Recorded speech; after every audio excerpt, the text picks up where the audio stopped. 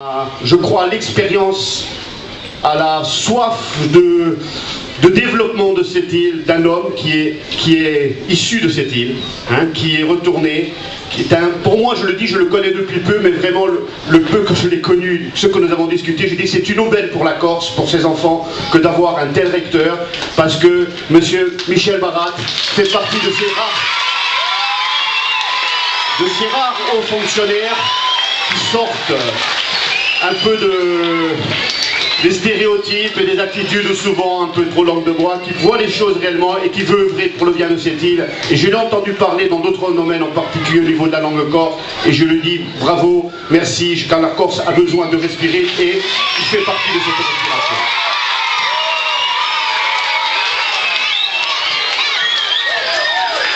Le président de la Ligue des chèques de Corse est trop aimable à mon égard. Je lui ai donné tout de suite des remerciements qui sont personnels, ainsi qu'au commandant.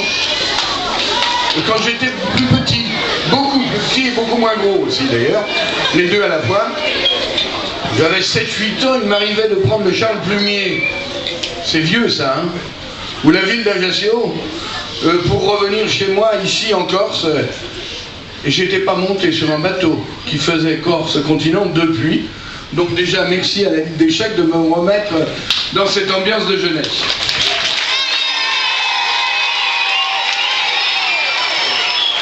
Léo a affirmé que c'était effectivement la première convention.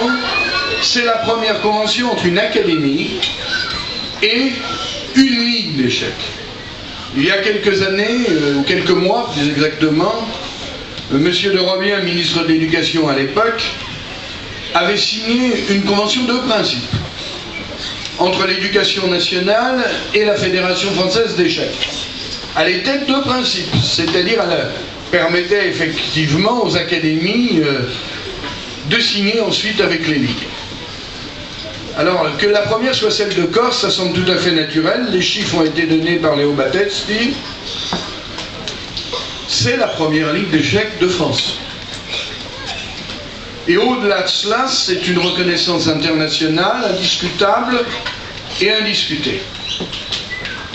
On peut se poser la question, pourquoi, allez, je vais faire un peu d'humour, signer avec les échecs et pas avec le football. Peut-être avec le football, mais il faudra qu'ils aient appris un peu plus les règles.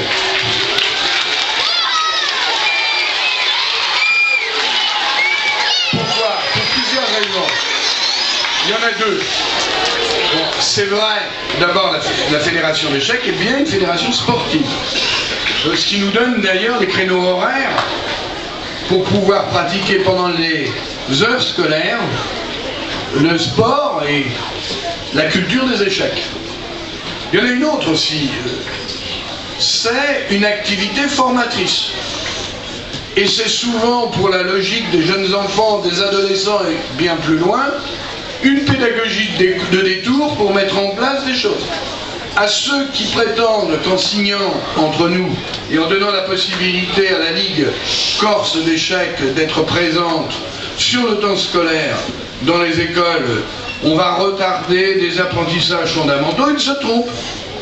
C'est au contraire une manière de les faciliter.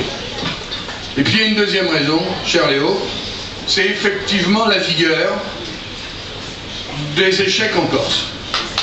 C'est l'un des activités de cette île reconnue internationalement.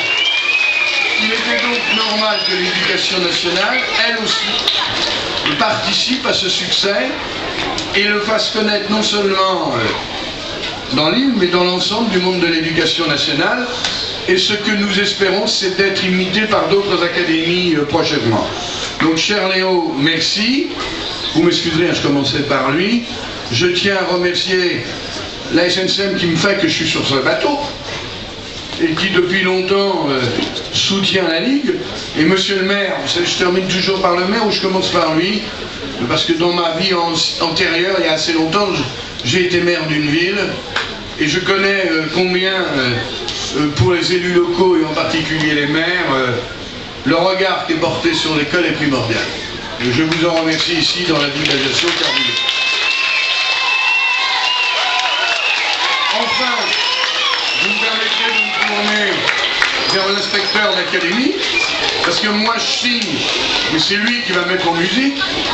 Et M. Renaudot ici, qui est l'inspecteur d'académie de la Corse du Sud, représente d'ailleurs les deux inspecteurs d'académie, y compris celui de Haute-Corse, qui a d'autres activités. Moi je n'ai pas pu aller à Bastia, où je serais venu avec plaisir, pour mettre en musique tout cela concrètement dès la rentrée prochaine. Donc merci à tous, et je crois qu'il ne nous reste plus qu'à signer.